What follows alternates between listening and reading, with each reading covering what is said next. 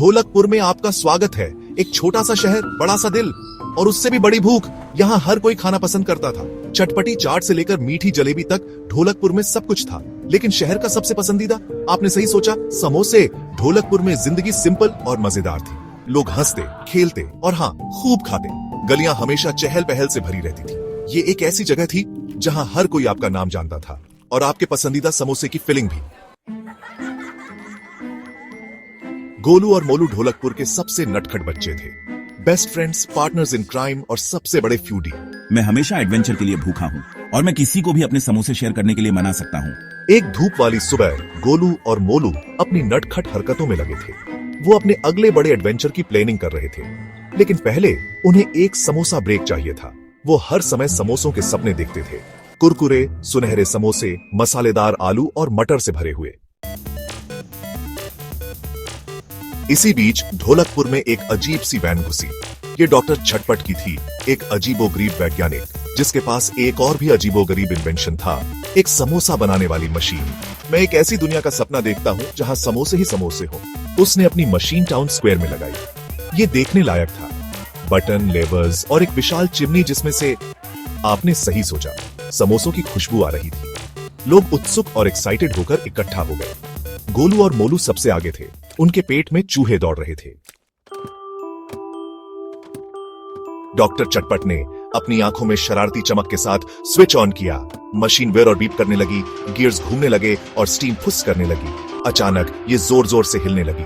Sparks उड़े, alarms बजे और जलते समोसों की गंध हवा में फैल गई। उफ, लगता है मैंने थोड़ा ज्यादा ही मिर्च पाउडर डाल दिया।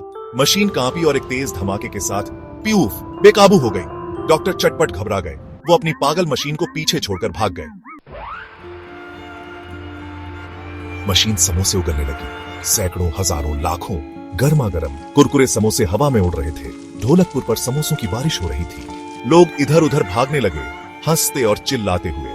समोसे हर जगह ढेर हो गए, छतों पर, कुओं में, यहाँ तक कि घरों के अंदर भी। ढोलकपुर की गलियां जो कभी मसालों और मिठाइयों की खुशबू से महकती थीं, अब उड़ते समोसों का बैटलफील्ड बन गई थी। ये एक स्वादिष्ट डिजास्टर था।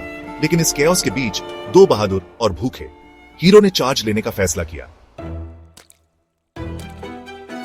गोलू और मोलू जानते थे कि उन्हें मशीन को रोकना होगा। ये उनके अब तक के सबसे बड़े एडवेंचर का समय था। मशीन की तरफ गोलू चिल्लाया, रास्ते में एक समोसा मुंह में डालते हुए।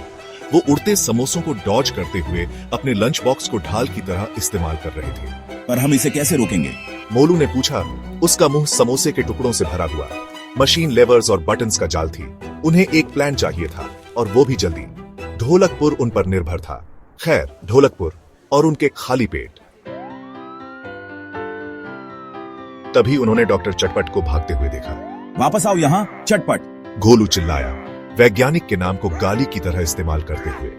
वे उसके पीछे दौड़े, उसके समोसे वाले मैडनेस को रोकने के लिए दृढ़ संकल्पित।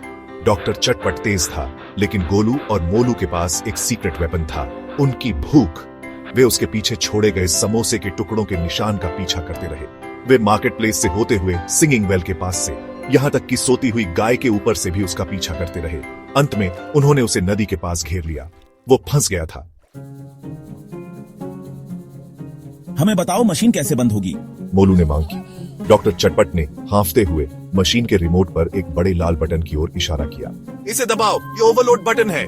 गोलू ने रिमोट पकड़ा और एक शरारती मुस्कुराहट के साथ बटन दबा दिया। मशीन एक आखिरी बार कांपी और फिर सन्नाटा। समोसों का तूफान थम गया। ढोलकपुर के लोग अपने छिपने के स्थानों से बाहर आए, समोसे के टुकड़ों से ढके हुए लेकिन सुरक्षित। डॉक्टर चटपट ने कैओस के लिए माफी मांगी। उसने समोसों के साथ खिलवाड़ करने का सबक सीख लिया था। गोलू और मोलू को हीरो के रूप में सम्मानित किया गया। और समोसों के पहाड़ का क्या हुआ? खैर, ढोलकपुर में पार्टी का समय था। सबने कई दिनों तक दावत उड़ाई। समोसा खाने की प्रतियोगिताएं हुई, समोसे की मूर्तियां बनाई गईं, यहाँ तक कि समोसे की तकिए की लड़ाई भी हुई। ये ढोलकपुर की अब तक की सबसे बड़ी, सबसे गंदी और सबसे स्वादिष्ट पार्टी थी।